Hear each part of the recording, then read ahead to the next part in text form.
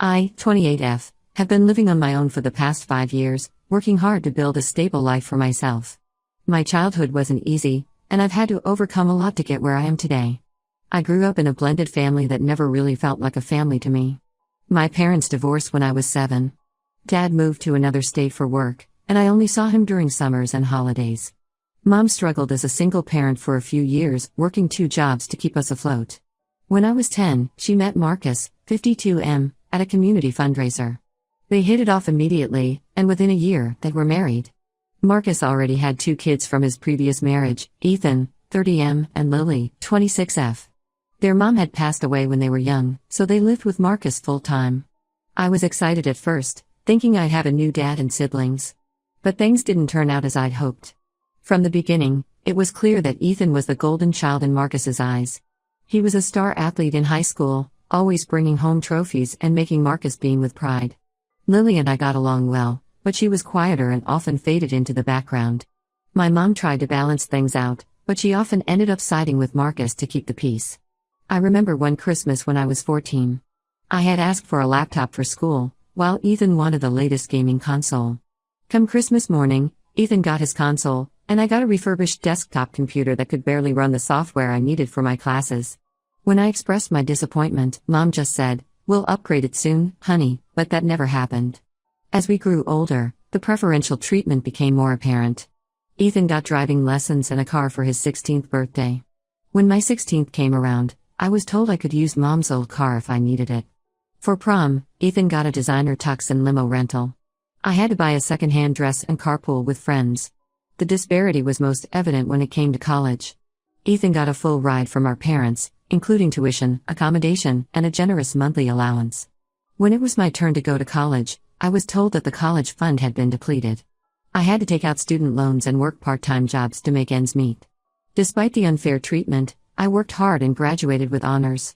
My first job out of college was as a junior copywriter at a small marketing firm. The pay wasn't great, but it was a foot in the door. I lived in a tiny studio apartment and ate ramen more often than I'd like to admit, but I was determined to make it on my own. Over the next few years, I slowly climbed up in my career. I switched companies twice, each time for a better position and pay. I now work as a senior content strategist at a reputable digital marketing agency. I have a decent 1-bedroom apartment in a nice part of town and a job that I genuinely enjoy. I've also managed to pay off most of my student loans, which feels like a huge achievement. Throughout this time, my relationship with my family remained strained. I'd visit for major holidays, but I always felt like an outsider. Ethan continued to be the center of attention, even though his achievements after college were mediocre at best. He jumped from job to job, never seeming to find his footing, but our parents always praised him for exploring his options. Last week, I got a call from my mom. She sounded stressed and asked if I could meet her for coffee. When we met at our local cafe, she looked tired and worried. After some small talk, she dropped a bombshell on me. Apparently, Ethan had lost his job 6 months ago, and hadn't been able to find a new one. He'd been living off his savings and some help from our parents, but now he was completely broke. To make matters worse, his girlfriend of 3 years had just broken up with him and kicked him out of their shared apartment. My mom then asked if I could let Ethan stay with me for a while until he got back on his feet. I was shocked. After years of being treated like a second-class citizen in our family, they now wanted me to open my home to Ethan? I told my mom that I needed some time to think about it. When I got home, I couldn't stop thinking about all the times Ethan had made my life difficult. He used to mock me for having to work during college, saying I should just ask Dad for money like he did. He never missed an opportunity to remind me that I wasn't Marcus's real daughter. There was one incident in particular that stood out. During my sophomore year of college, I had saved up for months to buy a laptop I desperately needed for my graphic design classes. Ethan was visiting for the weekend and asked to borrow it for a few hours. When he returned it, the screen was cracked. He claimed it was an accident, but he refused to pay for the repairs, saying I should have gotten the insurance. Our parents sided with him, and I had to work extra shifts for weeks to get it fixed. After a lot of thought, I called my mom back and told her that I couldn't let Ethan stay with me. I explained that we never had a good relationship and that I didn't feel comfortable having him in my personal space. My mom got upset and said I was being selfish. She reminded me of all the times they had helped me, which weren't many, to be honest. Marcus called me later that day and berated me for refusing to help family. He said that Ethan was going through a tough time and needed support. He brought up how they had always been there for me, conveniently forgetting all the times I had to fend for myself. I stood my ground and told him that I wasn't responsible for Ethan's problems. Now, my entire family is mad at me. My mom keeps sending me guilt-tripping texts, saying things like I thought we raised you better than this and family should always come first. Marcus has been telling other family members that I'm heartless and ungrateful. Even some of my extended family members have reached out to tell me I should reconsider. My Aunt Carol, who I've always been close to, called me yesterday. She said she understood why I was hesitant but suggested I give Ethan a chance. She reminded me of how she had taken me in for a summer when things were really tough at home during my high school years. I appreciated her kindness, but I also reminded her that my situation with Ethan was different. I feel like I'm justified in my decision. I worked hard for everything I have, and I don't think I owe Ethan anything. My apartment is my safe space, and the thought of having Ethan there makes me anxious. Plus, knowing Ethan, I'm worried that if I let him stay for a while, it would turn into an indefinite arrangement. But the constant pressure from my family is making me doubt myself. Am I being too harsh? Should I give Ethan a chance despite our past? Am I the asshole for refusing to let my stepbrother move in with me? Update 1. It's been about 3 weeks since my last post, and a lot has happened. First of all, thank you to everyone who commented and offered support. Your words really helped me stand firm in my decision. A few days after I refused to let Ethan move in, my mom showed up at my apartment unannounced. I had just gotten home from work and was about to start making dinner when I heard the doorbell. When I opened the door and saw my mom standing there, looking tired and upset, I knew this wasn't going to be a pleasant visit. I invited her in, and we sat down in my small living room. She started crying almost immediately, begging me to reconsider my decision about Ethan. She said that he was sleeping on their couch and that it was causing problems between her and Marcus. Apparently, Marcus was stressed about having Ethan back home and was taking it out on my mom. She looked so defeated as she told me this, and for a moment, I felt a pang of guilt. But then I remembered all the times I had needed their support and didn't get it. Like when I had to skip my best friend's wedding because I couldn't afford the trip, and they refused to help me out. Or when I had a health scare last year and had to deal with it alone because they were too busy planning Ethan's elaborate 30th birthday party. I took a deep breath and told her again that I wasn't going to let Ethan stay with me. I explained that while I sympathized with their situation, I wasn't comfortable having Ethan in my personal space. I also pointed out that Ethan was a grown man and should be able to figure out his own living situation. That's when my mom dropped another bombshell. She confessed that the reason they were so desperate for me to take Ethan in was that Marcus had lost his job too. Apparently, the company he worked for had been downsizing, and Marcus was one of the employees let go. They were struggling financially and couldn't afford to support Ethan anymore. I was shocked.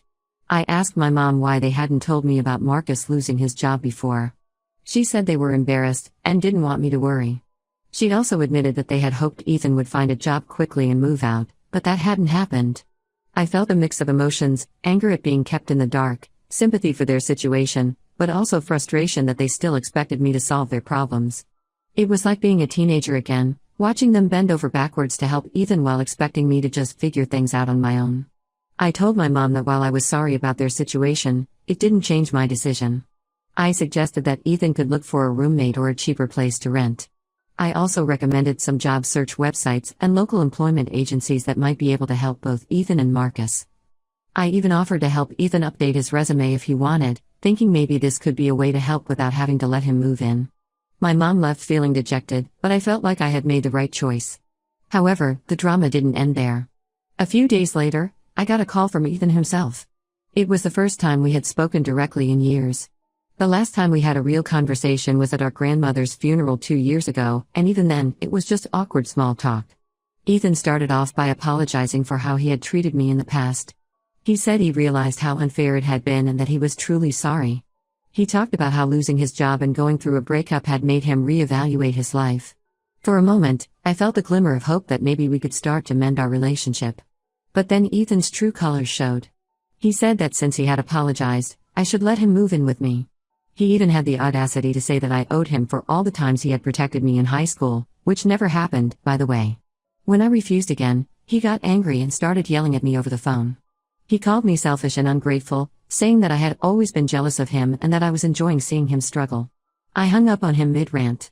It was clear that his apology wasn't sincere and that he was just trying to manipulate me. This incident only reinforced my decision to keep my distance from him.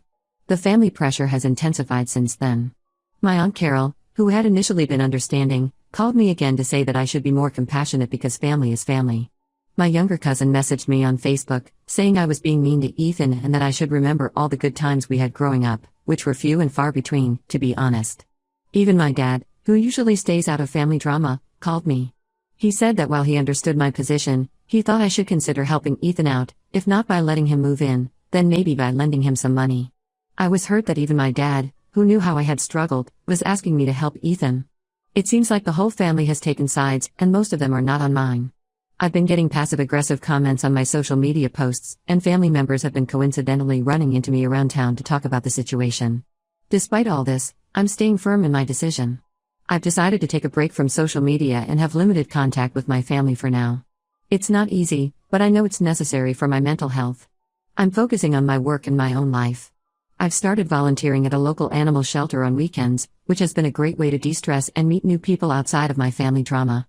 I'm also considering adopting a cat, something I've always wanted to do but couldn't because Ethan is allergic and it might have prevented him from visiting, not that he ever did it anyway.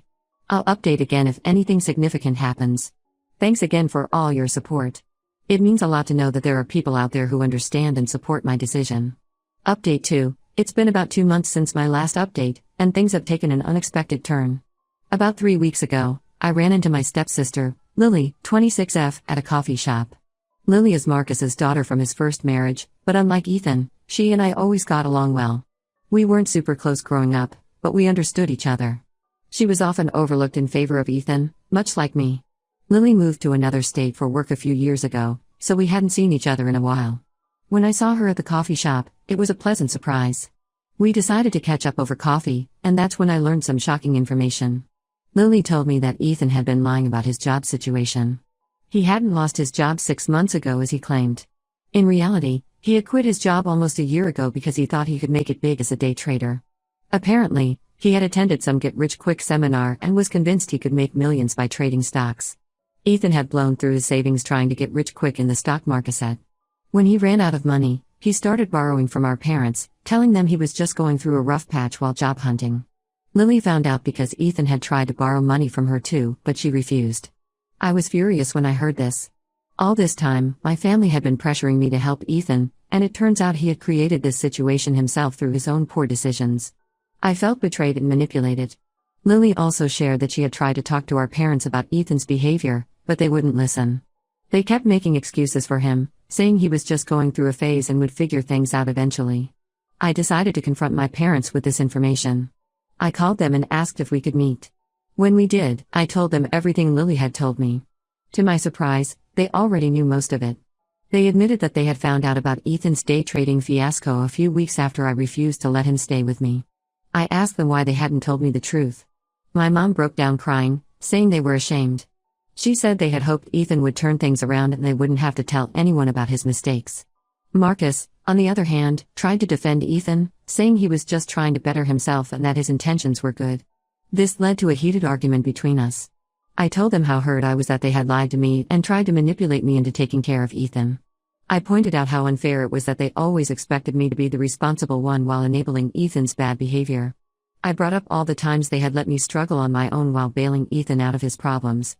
I reminded them of how I had to work multiple jobs to pay for college while Ethan got a free ride.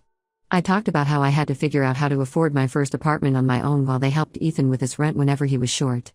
The conversation ended with me telling them that I needed some time away from the family to process everything. I've decided to go low contact with them for now. It's not easy, especially with my mom constantly trying to reach out, but I know it's necessary for my mental health. As for Ethan, I heard through Lily that he's finally gotten a job at a local supermarket. It's not much, but at least he's working. He's still living with our parents, but apparently, they've given him an ultimatum to find his own place within the next 3 months. Part of me hopes this will be the wake-up call he needs, but another part of me is skeptical that anything will really change. This whole situation has been a wake-up call for me about the dynamics in our family. I'm starting to realize that I need to set stronger boundaries. I'm considering seeing a counselor to help me navigate these family issues and to work on building a healthier relationship with myself. I'm grateful for Lily for being honest with me. We've been talking more regularly now, and it's nice to have at least one family member I can trust. We're planning to meet up for dinner next week to catch up properly. I'll update again if there are any more developments. Thank you all for your continued support. Update 3. It's been about 6 months since my last update, and I wanted to share some final thoughts on this situation. After going low contact with my family, I focused on my own personal growth. I started seeing a counselor, as I mentioned in my last update, and it's been incredibly helpful.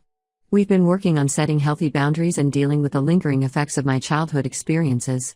It's been a challenging process, but I'm starting to feel more confident in my decisions and less guilty about prioritizing my own well-being. About 2 months ago, my mom reached out to me. She left a voicemail asking if we could meet and talk. I was hesitant at first, but after discussing it with my counselor, I decided to give it a chance. We met at a neutral location, a park near my apartment. To my surprise, my mom came alone, without Marcus. She apologized for how they had handled the situation with Ethan and for not being more supportive of me over the years. We had a long, honest conversation about our family dynamics. It was difficult, but also cathartic. She admitted that they had always expected more from me because I seemed more capable, which wasn't fair. She also acknowledged that they had enabled Ethan's behavior for far too long. While we're not completely okay, we're slowly rebuilding our relationship. We've started having weekly phone calls, and she's making an effort to ask about my life and interests without bringing up Ethan or family drama. It's a small step, but it feels like progress. Marcus, on the other hand, has remained distant. He's still upset that I didn't help Ethan, but I've come to terms with the fact that I may never have a good relationship with him. My mom told me that he and Ethan had a big argument recently, which led to some tension in their household. I'm trying not to get involved in that situation. Speaking of Ethan, he's finally moved out of our parents' house. He's sharing an apartment with a coworker from the supermarket and seems to be slowly getting his life together. My mom mentioned that he's enrolled in some online classes to improve his job prospects. We're still not on speaking terms, and honestly, I'm okay with that. Maybe someday we'll be able to have a civil relationship, but for now, I'm comfortable keeping my distance. Lily and I have grown much closer over these past few months. She's been a great support system, and we're planning a sister's trip next summer. We've been sharing our experiences growing up in our blended family, and it's been healing to know that I wasn't alone in feeling overlooked. As for me, I'm doing well. I've gotten a promotion at work to team lead, which comes with more responsibilities but also a nice pay raise. I've started taking photography classes in my free time, something I've always wanted to do but never had the time or money for before. I adopted that cat I mentioned in my last update, a sweet tabby named Milo who's become my constant companion. I'm learning to prioritize my own well-being and happiness. I've started saying no more often to things I don't want to do, and I'm surrounding myself with positive people who support and encourage me. This whole experience has taught me a lot about standing up for myself and not letting others' expectations dictate my life. It wasn't easy, but I'm proud of myself for holding my ground. I've realized that sometimes, the healthiest thing you can do for yourself is to create some distance from toxic family dynamics. I'm not sure what the future holds for my relationship with my family. I'm taking it one day at a time, setting boundaries where needed, and allowing myself to hope for better days ahead. But more importantly, I'm focusing on building a life that makes me happy, surrounded by people who truly care about me. Thank you to everyone who supported me throughout this journey. Your advice and encouragement meant more than you know. To anyone out there dealing with similar family issues, remember that it's okay to prioritize your own well-being. You're not responsible for fixing other people's problems, especially at the cost of your own mental health.